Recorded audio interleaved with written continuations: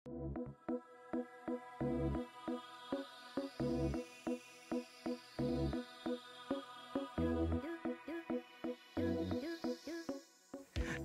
the wine you're with. At dito sa aming bayan ng San Jacinto, hindi lang isa, kundi dalawang klase ng wine ang magpapatibok ng inyong mga puso.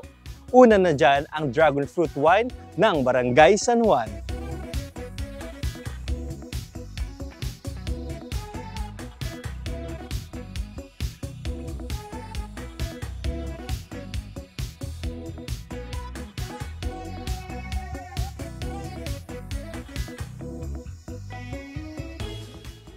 Nag-start itong dragon fruit farm namin since October 2014. So nasa 10 years na kami.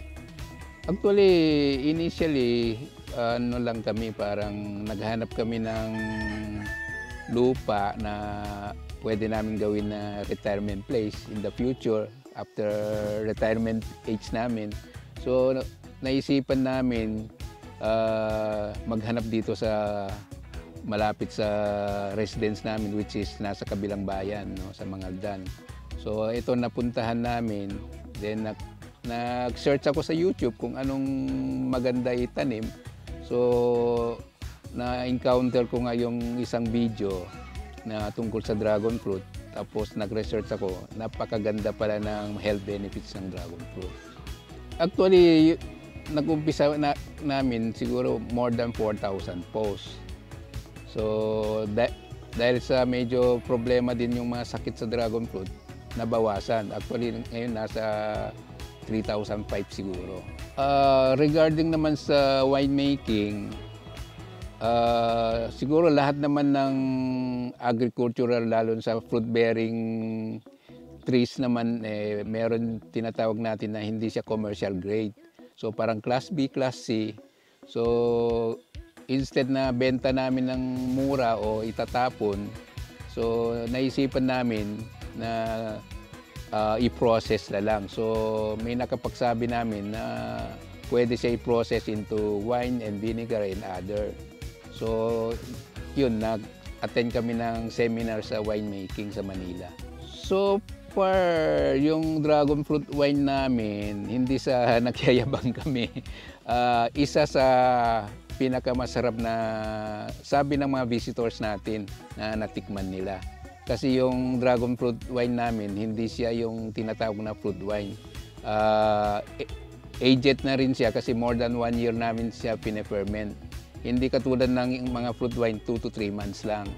So yun ang pagkakaiba ng mga fruit wine at saka dragon fruit wine namin. Wine dito sa farm namin mabibili at saka dun sa pwesto namin sa Mangaldan. Meron kami pwesto sa Mangaldan. Tapos yung iba, mga reseller sa Manila, pinapadala namin through shipping sa bus.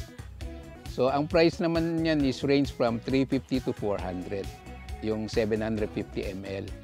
Tapos yung tinatawag natin na slim na frosted bottle, 380. Kahit paano, nakilala naman kami dahil hanggang mga bisita namin marami din galing sa Manila at saka sa Capid Province din, La Union, Nueva Ecija. So kahit paano, siguro in a little way, nakapag-contribute din kami na medyo nakilala din ng konti yung San Jacinto. Through Facebook page, pwede namin i-ship sa mga couriers natin. Ang Facebook page natin ay Fortune Dragon Farm.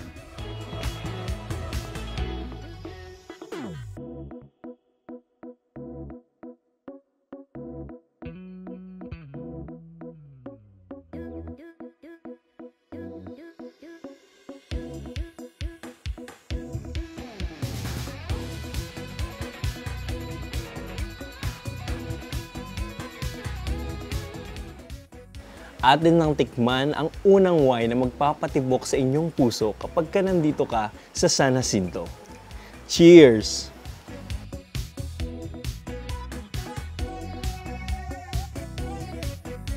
Wala akong masabi. Ang sarap ng wine na to. Hindi mo akalain na nanggaling siya sa dragon fruit dahil yung lasa niya is matapang sa una pero nasa dulo yung sarap.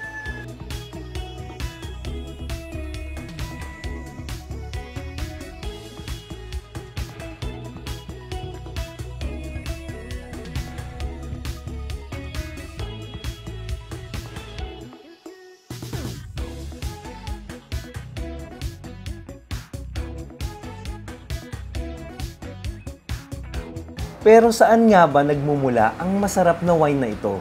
Dito nga sa mga taniman ng dragon fruit sa aming bayan nagmumula ang wine na ating natikman.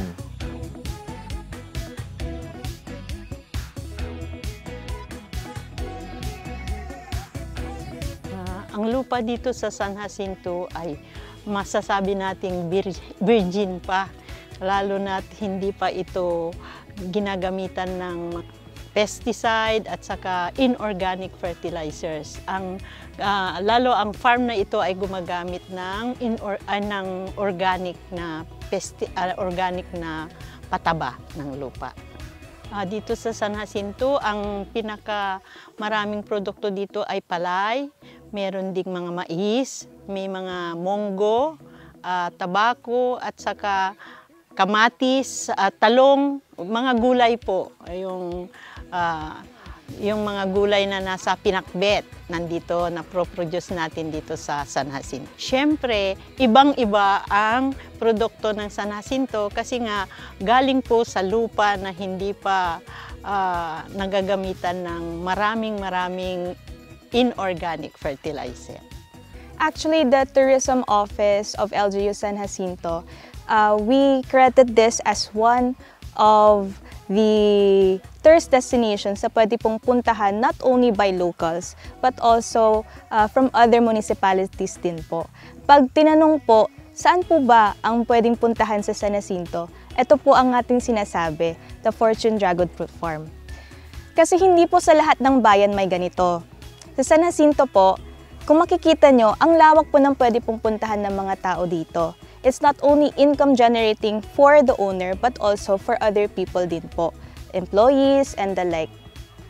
Para po sa mga gustong puntahan ang dragon fruit farm po na ito, pwede po kayo maki-coordinate sa tourism office ng LGU San Jacinto, and you can also visit the Facebook page of Fortune Dragon Fruit Farm.